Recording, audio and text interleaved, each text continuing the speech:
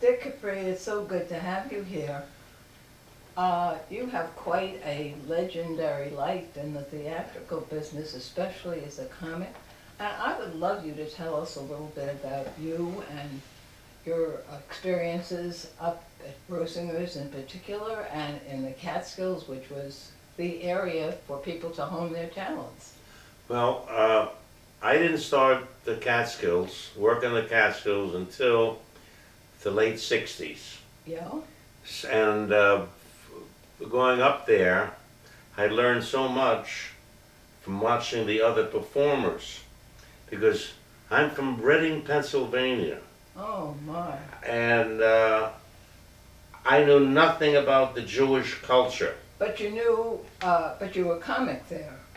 I started as an impressionist. I did impressions. Oh. I saw a kid in school doing impressions. I saw, well, you know, I was a terrible athlete. I was never smart in school. And now I watch this guy doing impressions. In those days, somebody did impressions. Well, I learned to do a few impressions. And I slowly got to do maybe 5 or 6 of the movie stars that were, very popular at the time. You know, the James Cagney, the Peter Lorre's, Edward G. Robinson, Groucho. I used to do Groucho Marx with a mustache on, and I used a black tape, and I would keep it in here. And when I got time to do the Groucho Marx, I would rip it off. And it was a big hit in those days, you know. Now these kids, they don't know who Groucho Marx is. So, they don't know who Tom Jones is. Well, of course. Did you do Poconos? Is that where you worked? I worked at Poconos too. That was Gentile. Yeah, oh yes, very much. So when I got to work the Jewish audience, I did not know how to deliver. I was still doing conversational material. Yeah. I didn't realize in the Catskills you had to punch a little more. You had to go out and be very aggressive, you know, polite but aggressive. And I watched these guys like the Malzes and Freddie Roman. They were out there and they were banging. Eddie Schaefer's. They were banging away. Wonderful, wonderful comedians. And I watched this. Well, that's the way you have to do it. You have to put energy into it. Who gave you the courage, or who was courageous enough to book a non-Jewish comic at that time? Well, I'll tell you, I had an agent. Yeah. He's passed on now, Dave Jonas, and he Okay. saw me working.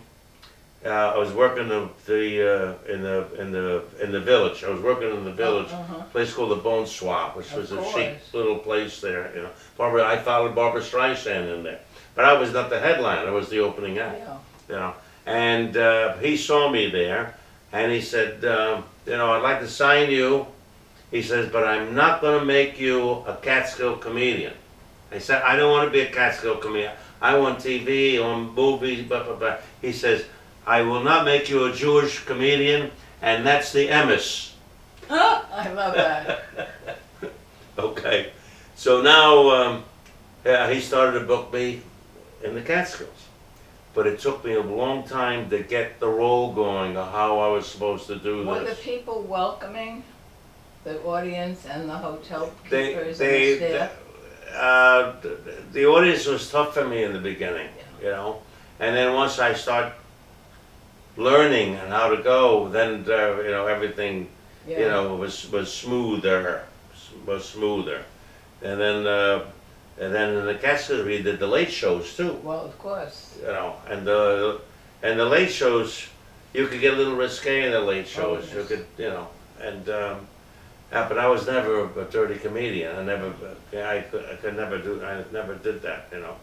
And then he saw me work, and then I started to work the Catskills, and then I went back to the Bone Swan, and somebody saw me there, and I did the Johnny Carson show. This is a long time ago, the Johnny Carson show. And my luck, I did it on a Christmas Eve, and Johnny Carson was off that night. So Hugh Downs was the host. Didn't mean anything. It didn't mean anything. Johnny Carson, yes. Hugh Downs, no. Did you get a chance to go back?